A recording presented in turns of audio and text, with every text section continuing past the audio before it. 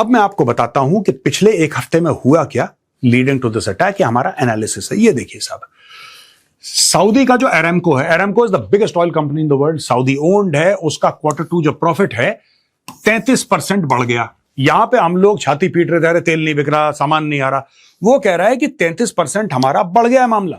Q2 में profit jumps 33% to US $33.4 billion, up from $25.2 billion a year earlier. आप समझ रहे हैं, जब लड़ाई नहीं थी, समझो, आप पूरे पॉइंट को समझो कि ईरान को क्यों परेशानी है, यह भी आपको समझना पड़ेगा। कई परेशानियां, उसमें से एक परेशानी यह भी है।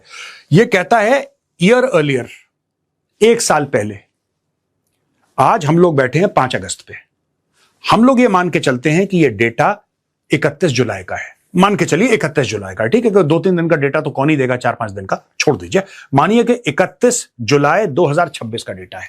अब यह कहता है ईयर अर्लियर, यानी कि 31 जुलाई 2025 की बात कर रहा है, एक साल पहले की। तो एक साल पहले इनका जो सेल था सऊदी अरब के अरामको का, जो कि सबसे बड़ी oil company in the world, और जाहिर सी बात है सऊदी अरब की भी ये फ्लैगशिप कंपनी है। बाकी छोटी छोटी, अरामको इज द जायंट, वो प्रोमैक्स टाइप का है। अरामको बहुत ही बड़ा है दोस्तों। पिछले साल Q2 में अरामको का प्रॉफिट था $25.2 बिलियन। अब इस साल 28 फरवरी को लड़ाई शुरू हो जाती है। लड़ाई हो गई, सऊदी अरब पे अटैक हो गया, अरामको पे अटैक हो गया।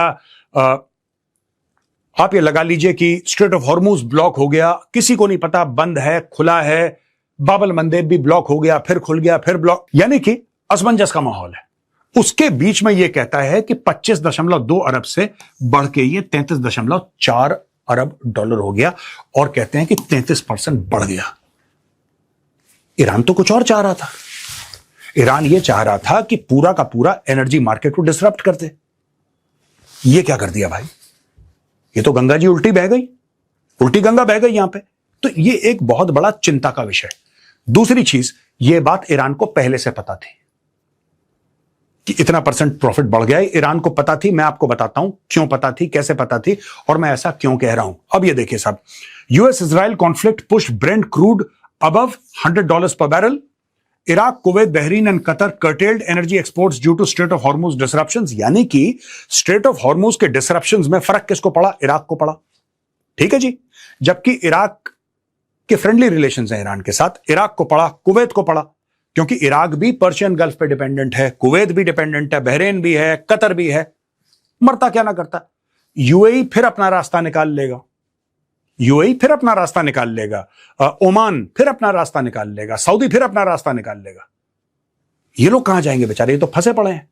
This is the tragedy of geography. ये फंसे पड़े हैं, ये ईरान के रहमो करम पे हैं।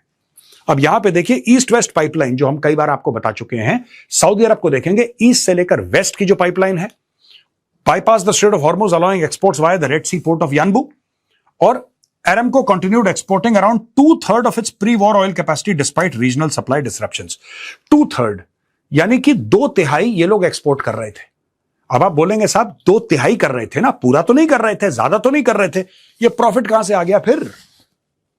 ये 33% कह रहा है कि बढ़ गया प्रॉफिट, और फिर ये भी कह रहा है, और ये रॉयटर्स की भी स्टडी है और अल जजीरा की भी स्टडी है, दो हमारे फॉरेन सोर्सेज हैं। तेल आप सिर्फ 2/3 बेच रहे हैं, लड़ाई के पहले जो आप बेच रहे थे उससे सिर्फ 2/3 बेच रहे हैं।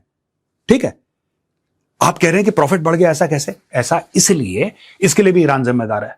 ईरान ने हमला करा, तेल के भाव बढ़ गए। अब जब तेल के भाव बढ़ गए तो सऊदी अरब तो बढ़े हुए भाव पे बेचेगा ना, तो बढ़े हुए भाव पे बेचा उसने। कम बेचा लेकिन महंगा बेचा, कम बेचा लेकिन महंगा बेचा। जब उसने महंगा बेचा तो ज्यादा प्रॉफिट, तो यानी कि 33% प्रॉफिट सऊदी अरब ने बुक कर दिया। यहां पे आप ये देखिएगा जो मैं बता रहा हूं आपको। पहले 13 जुलाई को आभा इंटरनेशनल एयरपोर्ट पे हमला होता है।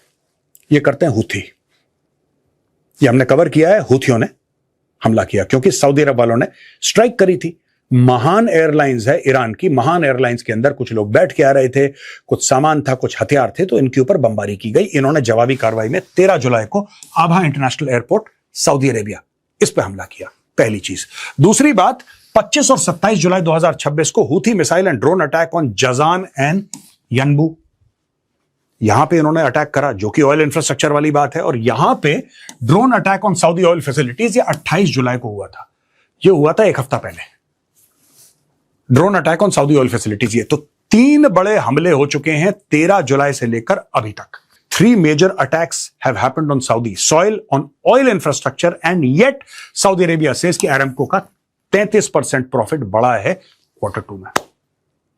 सऊदी अरब को यह कॉन्फिडेंस आ रहा है कि अगर स्ट्रेट ऑफ हॉर्मुज बंद भी रहे, खुल जाए तो और बढ़िया, अगर बंद भी रहे तो हम क्या रास्ता निकाल सकते हैं। अब होगा क्या, मैं आपको बताता हूं। ये जितने भी देश है ना, जिनका हमने यहां पे नाम लिया, अब इनकी मजबूरी बन गई है, क्योंकि सऊदी अरब की ज्योग्राफिकल लोकेशन ऐसी है। अब इराक, कुवैत, बहरीन, कतर, अब ये these are mostly neighbours of Saudi Arabia. कुछ नेबर हैं, कुछ नियर नेबर हैं, कोई बात नहीं, दे आर जनरली देयर। अब ये सऊदी अरब से अपने रिश्ते अच्छे करेंगे, सऊदी अरब से अपने रिश्ते अच्छे करेंगे, क्योंकि ईरान का कुछ नहीं पता, कल उसका मूड खराब है, स्ट्रेट ऑफ हॉर्मुज बंद। लेकिन इस पूरे काले माहौल में एक उम्मीद की रोशनी सऊदी अरेबिया है, और सऊदी अरब ने करके दिखा दिया कि हम माल बेच भी सकते हैं, हम प्रॉफिट कमा भी सकते हैं। तो लोग कहेंगे ठीक है भाई साहब, ऐसी बात है तो हम आपके साथ हैं, आप बताओ क्या करना है, कोई रास्ता बताओ। तो लोग रास्ता निकालने की कोशिश करेंगे। And without Saudi Arabia's help, अगर आप सऊदी अरब की ज्योग्राफी देखेंगे दोस्तों, without Saudi Arabia's help it will become impossible. सिर्फ 2 देश हैं आसपास के जिनको सऊदी अरब की हेल्प नहीं चाहिए, उसमें से एक यूएई है और एक ओमान है। इनको नहीं चाहिए सऊदी अरब की हेल्प, सिंपली बिकॉज इनकी ज्योग्राफी ऐसी है। Ultimately they are not going to be threatened, ultimately ये ज्यादा थ्रेटन नहीं होंगे हॉर्मुज से, because they face the Arabian sea. None of these countries face the Arabian sea. ये तो पर्शियन गल्फ से बंधे हुए हैं, तो कुछ नहीं कर सकते बेचारे, फंस गए।